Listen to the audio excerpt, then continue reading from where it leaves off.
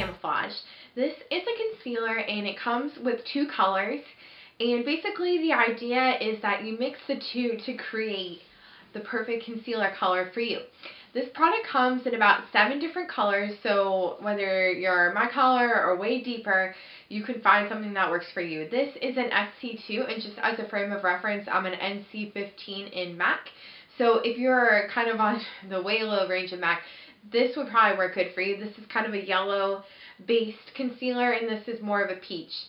I've had this concealer since July, and I originally bought it because I was getting married and I needed a good concealer, and I saw that Lisa Eldridge had listed this as one of her favorite concealers, so I just kind of went out on a limb and decided to try it. It retails for $28. You get 0.207 ounces. So that doesn't sound like a lot. However, I have been using this pretty much every other day for the past 6 months, and it's about 50% used. So if you look at it in that, if you use it every day, it probably will last you a year. You can kind of divide 12 by 28. And it's really not that bad of a price if you like it. So let me show you a little bit. It looks basically like that, like just a really kind of yellow tone.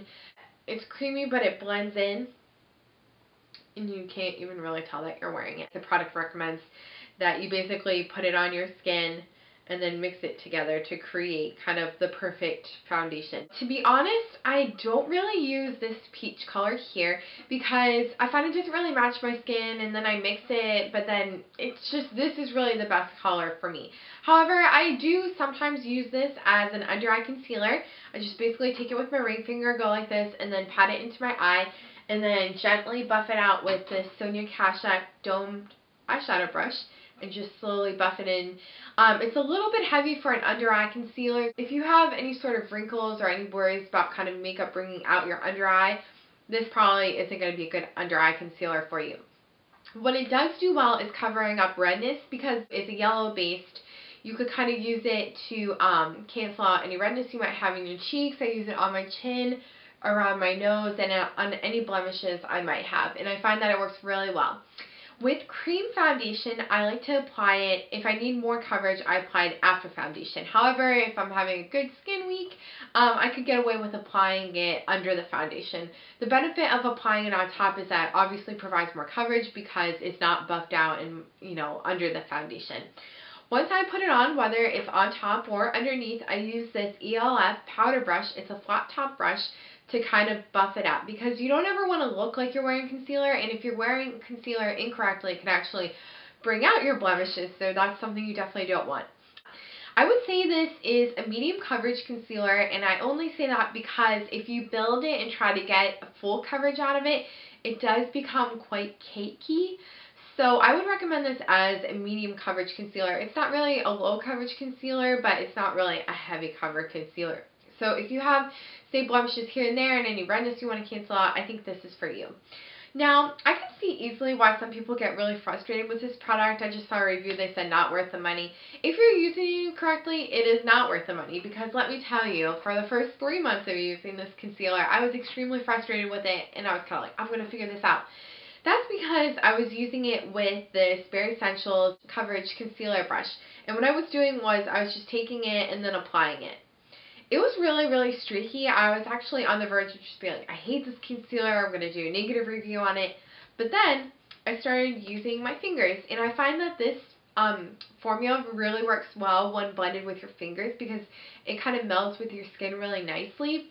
And then, again, you could, if you want a more precise coverage or even that airbrush look, you can use the domed eyeshadow brush or any sort of eyeshadow brush or a concealer brush that looks like this to just kind of buff it in. And it blends in really nicely with my foundation. I've also tried it with the powder foundation, the Bare Minerals. I recommend applying it before taking the steps and then applying your powdered foundation however you would apply it. Another thing about this foundation I want to mention is when I first started using it, if I found I didn't use it for like 3 days, it would kind of get like this weird, not really film over it, but it would kind of like harden. So if that happens to you, I just recommend taking a makeup sponge and kind of wiping it down, because when you wipe off that top layer, you'll find like a creamy, really nice textured concealer. You do lose a little bit of product in doing that, but I don't think it's enough to say it's not worth buying. And if you use it every day and you're constantly like kind of wiping off the top layer, you know, you'll be good to go. And then also, of course, if you are sticking your fingers in this like me, you probably want to sanitize it with rubbing alcohol every now and then to make sure your product is still clean, not dirty from your fingers. If you have sensitive skin, this is a good concealer. I tend to know exactly what breaks me out. I have not had one breakout related to this concealer yet, and it's been about 6 months, so if you have sensitive skin, this might be a good option for you.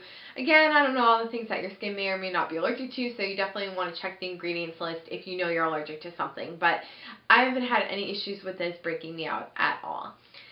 If you're not into these two colors, or you find mixing them is just too much work, or say you're like me and you match one but not the other, Laura Mercier also sells a secret concealer, so you can certainly look for this color or that color in the concealer. If I repurchase this, which I do plan on repurchasing it if I don't get sick of it by July or whenever it runs out, I do plan on buying the secret concealer because I don't really use both of these, so it's kind of a waste of money if you don't use both. But I didn't know that when I originally purchased it. Overall, I would recommend this product if you match both colors. Of course, you could go to your makeup counter and find it. They have 7 different colors in the range, so you're bound to fit in somewhere. If you don't think you match both, or you don't think you need to combine them, this is kind of a waste of money.